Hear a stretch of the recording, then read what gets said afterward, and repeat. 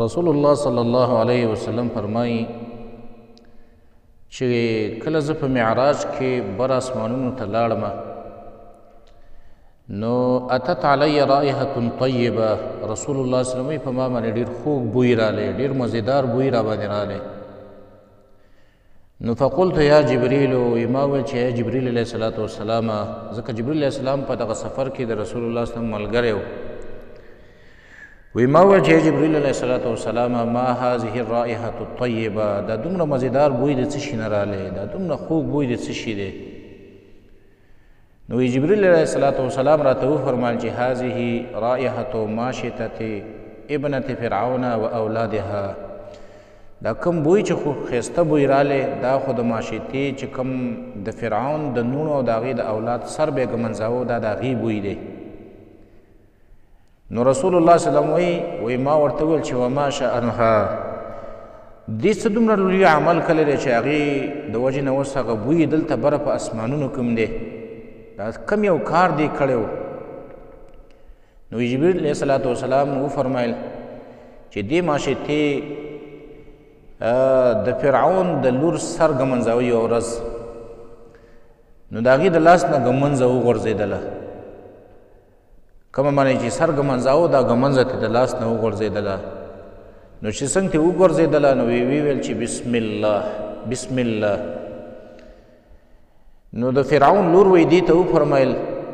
چې ته زما پلار یادې دا بسم الله کې چې د الله ټکی دې ووه دې کې ته زما پلار ته اشاره کې دا زما پلار یادې نو ماشطې ورته وویل نه ولکن ربي ورب ابیک الله زما رب او ستا د پلار رب چې دی الله دی ستا پلار نه یادوم زما او د ستا د پلار بل رب دی الله هغه یادوم د هغه په نوم باندې مې مدد وغوښت نو وی دې لور د فرعون وفرمیل چې زه به دا خبره ستا خپل پلار ته وکړم چې دا ماشطه چې ده دا ستا نه علاوه بل رب مني نو دې ماشطې ورته وفرمیل چې بس وایه نو ورته ویلی شي ځکه قوي ایمان یې لرو که پلار ته خبر کې بس وکړه ورته نو دا لور د فرعون لاړه او خپل پلار ته یې الووه چې ماشطه دغه شان ستا نه علاوه بل رب مني نو فرعون وی دا راوغوښتله او ورته وی فرمایل و یا فلانه ای فلانۍ و ان لک ربا غیري ستا دپاره بل رب شته دی زما نه علاوه نو هغې ویل نعم او ربي و ربک الله زما رب او ستا رب چې دی الله دی ته رب نی زما او ستا رب بل څوک دی چې هغه الله دی نو فرعون وی حکم وکړو چې دیګ راوړئ د تانبې د پیتلو دا دیګ راوړئ او دا ګرم کوي منځ کې څه تیل میل ور واړتله وي دې پسې ور بل کوي او ګرم یې کوي او بیا فرعون حکم وکړو چې دا ماشطه او د دې دا واړه واړه بچي چې ماشومان دي دا اوسه ور واړته وي دې دیګ ته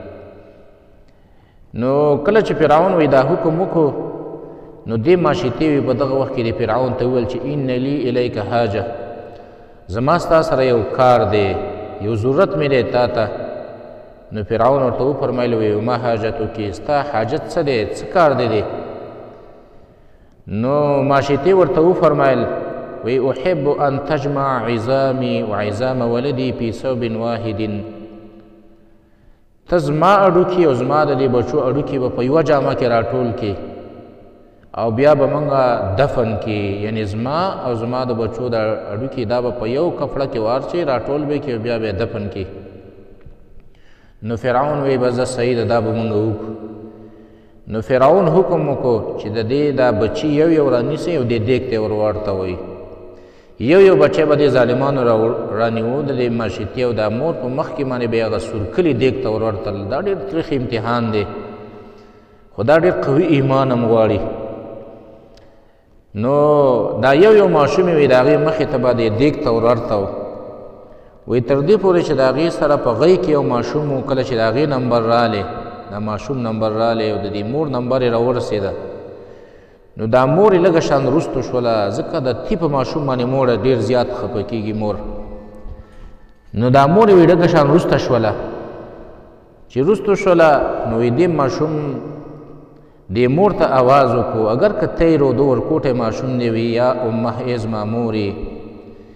وی اقتحمی وردانګه دی ورته فإن عذاب الدنیا اهون من عذاب الآخرة د دنیا عذاب چې دی دا ډیر اسان دی او ډیر کم دی په نسبت سره د عذاب د آخرت نه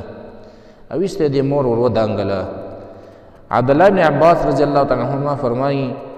وی په ماشومانو کې څلورو ماشومانو خبرې کړي دي یو عیسی ابن مریم عیسی زوی د مریم علیهم السلام دویم هغه صاحب جریج او دریم هغه ماشوم چې یوسف علیه السلام دپاره یې ګویي کړې وه او څلورم د دې ماشیتې دی زوی